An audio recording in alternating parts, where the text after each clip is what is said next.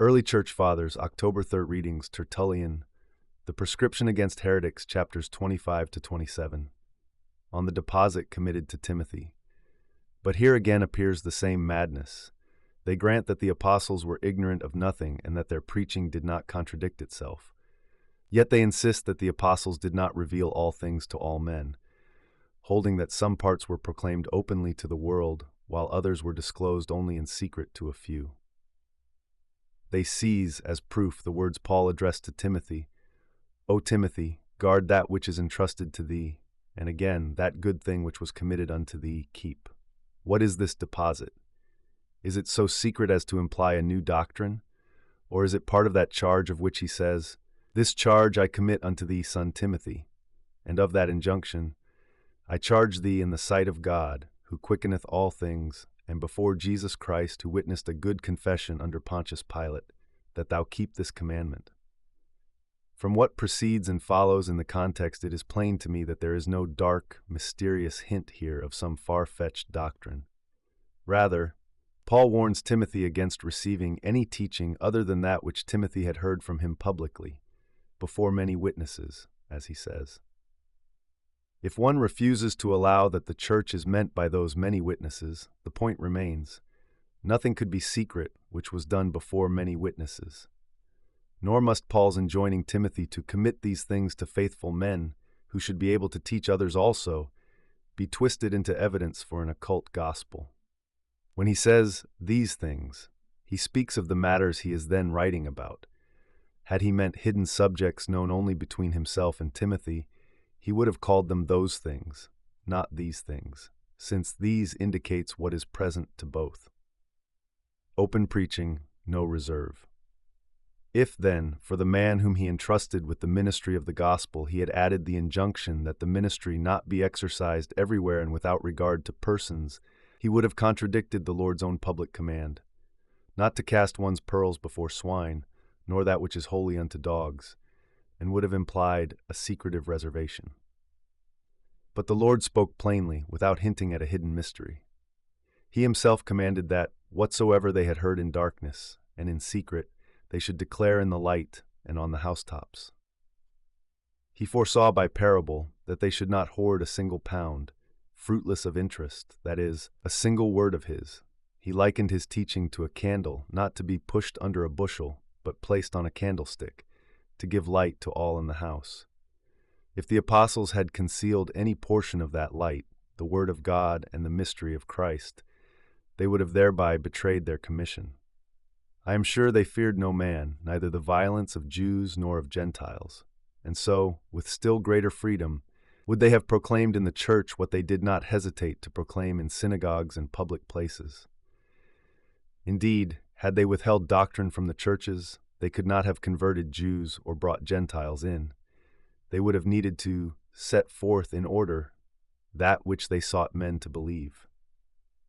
Much less would they, when churches were strengthened in faith, have deprived them of any part of the teaching in order to reserve it for a few favorites. Although they may have held certain intimate discussions among friends, it is incredible that any such private talk ever brought in a different rule of faith contrary to what they proclaimed through the Catholic churches. It cannot be that they spoke of one God publicly and another privately, or described one substance of Christ in the church and another at home, or announced one hope of the resurrection to many and another to a few. Their epistles, in fact, entreat all to speak the same thing and to avoid divisions and dissensions in the church. Paul and the others everywhere preached the same things. They remembered also the admonition, "Let your communication be yea, yea, nay, nay, for whatsoever is more than this cometh of evil," so that they were not to handle the gospel by varying treatments. If churches erred, they were also corrected. Since it is incredible that the apostles were ignorant or withheld the whole rule of faith, the next suspicion raised by heretics is this. Perhaps the apostles proclaimed the whole truth, but the churches, through their own fault, presented it otherwise. They point to how churches were rebuked by the apostle. "O foolish Galatians, who hath bewitched you? And ye did run so well, who hath hindered you?" And how Paul begins some letters bewildered, that they were so soon removed to another gospel. They recall also what was written to the Corinthians, that they were yet carnal, that they required to be fed with milk, being as yet unable to bear strong meat, that they thought they knew somewhat, whereas they knew not as they ought. But when they produce these rebukes, let them remember that correction followed rebuke. Let them also recall those churches concerning whose faith, knowledge, and conduct the apostle rejoiced and gave thanks to God. Those churches, though diverse in circumstance, unite even now with the rebuked in the privileges of a single institution. The existence of admonitions proves not that the apostles taught differently, but that pastoral correction was required amid human weakness. Rebuke presupposes instruction. Correction presupposes that a rule of faith has been given, and that men may fall short of it. Moreover, had the churches been entrusted with a partial gospel, partial in secret and public halves, such instability, rebukes, corrections, admonitions, would make no sense. Rebuke presumes a shared standard. Otherwise, how could one rebuke for departure from a rule one did not uniformly hold? It is self-contradictory to accuse the churches of departing from a rule that they never possessed to begin with. Unity of teaching and the impossibility of a secret gospel. Consider, too, how the apostles entrusted teaching to faithful men who should be able to teach others also. This charge presupposes transmission, not concealment. If any doctrine were meant to be occult and private, a trust to faithful teachers would be pointless. Who would profit if teaching were to stop at a closed few? Paul's injunctions bind toward propagation. Keep what is committed to you and commit it to others able to teach. The language of transmission itself defeats the pretense of an occult gospel. Finally, the outward practice of the early preachers confirms the point. They preached boldly, publicly, and everywhere. They declared Christ openly. Their letters circulate. Their doctrine is testified before many witnesses. The churches that received apostles' instruction and which the apostle thanked or rebuked are still part of one communion. Their failures occasioned correction, not proof of a hidden reserve of truth. Therefore I hold and maintain against cavilling pretense that neither the apostles held back any portion of the deposit of doctrine which Christ entrusted to them, nor did the churches corrupt a secret deposit into a counterfeit public faith. Augustine, The Confessions, Book 13, Chapter 10, that nothing arose, save by the gift of God, on the creature's immediate raising by God's gift. Happy creature, which, though other than thou, knew no other state than that, as soon as it was made, without any interval of time, by thy gift, borne over all that is mutable, it was raised up by that calling in which thou saidst, Let there be light, and there was light. Genesis 1:3. Whereas in us there is a difference of times. We were darkness, and are made light. Yet of that darkness it is said only what it would have been had it not been enlightened. It is spoken as if it had been fleeting and darksome before, so that the cause by which it was made other may appear, that is to say, being turned to the unfailing light, it might become light.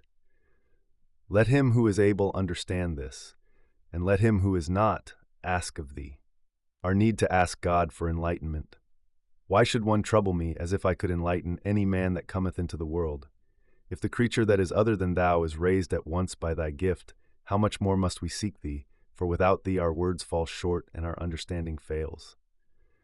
Thomas Aquinas, Summa Theologica, Part 1-2, Question 16, Articles 1-4, on use. Of use.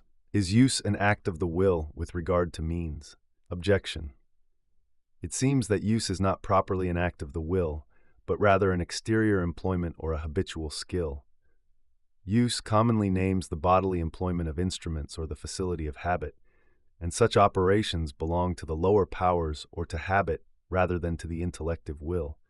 Further, use seems concerned with means themselves rather than with the end to which the will is formally ordered, and it appears closely akin to love or delight, so that we should not count use among the proper acts of the will. Responsio, I answer that use, usus, rightly understood, is an act of the will with respect to means. The will's formal object is the good as such, the end. But in practical activity, reason presents determinate means, and the will assents to those means for the sake of the end.